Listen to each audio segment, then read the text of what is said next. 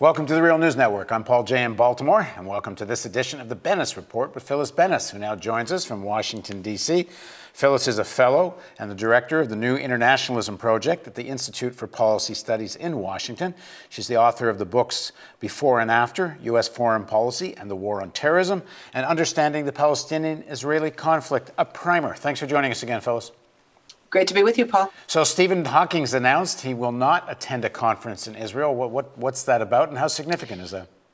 This is an extraordinary move on his part. This is probably the highest profile participant in the longstanding academic and cultural boycott that's part of the global movement for what is known as BDS, Boycott, Divestment, and Sanctions, a Palestinian civil society call that came out in 2005, urging people to bring nonviolent economic and social and cultural pressure to bear on Israel until it stops its violations of international law and human rights. For someone of Stephen Hawking's stature to make a decision like this and be very clear that this was not because of ill health, it was specifically because of, as he put it in a statement, what he knows about Palestine and the recommendations that he sought from his Palestinian academic colleagues. This is huge. This was not really an academic Phyllis, conference. just one sec. I'll just jump in with a quote from The Guardian, which I've just seen, where this apparently is an article that was written about this and approved by Hawking. Right. This is what he said. It describes the cancellation as, quote, his independent decision to respect the boycott based upon his knowledge of Palestine and on the unanimous advice of his own academic contacts there. It's an amazing thing to not only decide not to participate, and again, this was not an academic conference per se, this was a thoroughly political conference. It's the annual President's Conference that they hold in Israel every year under the auspices of now Israeli President Shimon Peres, and he was to be the keynote speaker. It always brings together global famous people of all different kinds, cultural workers, scientists, writers, artists, etc. And for someone of Hawking's stature to make this decision and make that statement that he's doing it independently in respect of the boycott, that's huge. This is going to be a huge move forward for the boycott movement overall. And I think it's going to move very close to making Israeli people, ordinary people, recognize the cost that their occupation and their apartheid policies are having on them. It's not only something that happens to the government. You know, this is very similar, Paul, to the period in the late 80s, the late 70s and throughout the 1980s of the South Africa anti-apartheid movement, at a time when boycotts and divestment campaigns were underway.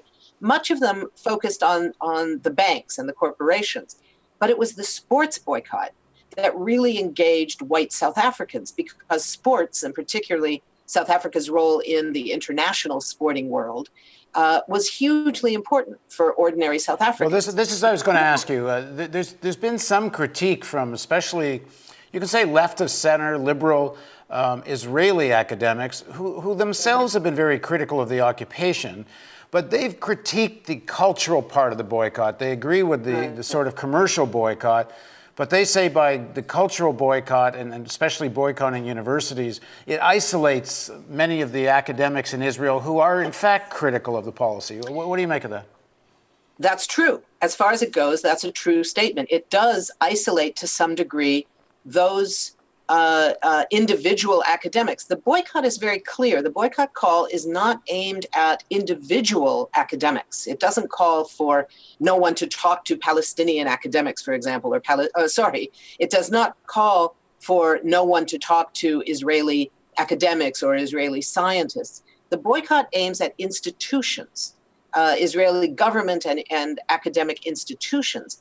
But there is no question that the pain of the boycott will be felt by individual Israelis. And the theory is, and this is again where it comes very close to the models that we saw during the South African era anti-apartheid movement, when ordinary South African whites were affected by the sports boycott, they began to finally reconsider the cost to them of apartheid. In the Israeli instance, it means that Israelis who see Israeli culture and science and technology, the great accomplishments of Israeli society and what they're most proud of, perhaps, in their society, that when that starts to be affected by this global boycott, when you have instances of people like Stephen Hawking saying, I will not participate in an official institutional Israeli conflict because there is a boycott designed to force Israel to stop its violations of international law and human rights. That's a huge reality. Given how seriously Israel takes its science and scientists, the fact that Hawking, and I assume most people know, but I think we should mention for those who don't, Hawking is one of the world's leading physicists and cosmologists. He's a serious brain. Probably the most famous scientist of any scientist in the world today, who's alive today. He's an extraordinary genius of a man. And the stature of that kind of a decision makes this inordinately important. And I think it very much parallels how white South Africans felt about the sports boycott. It was like the end of their world as they knew it. When that starts to happen with ordinary Israelis, when they start to realize that they are paying a price for these Israeli policies, they will begin to demand a change. All right, thanks for joining us, Phyllis. Thank you. Thank you for joining us on the Real News Network.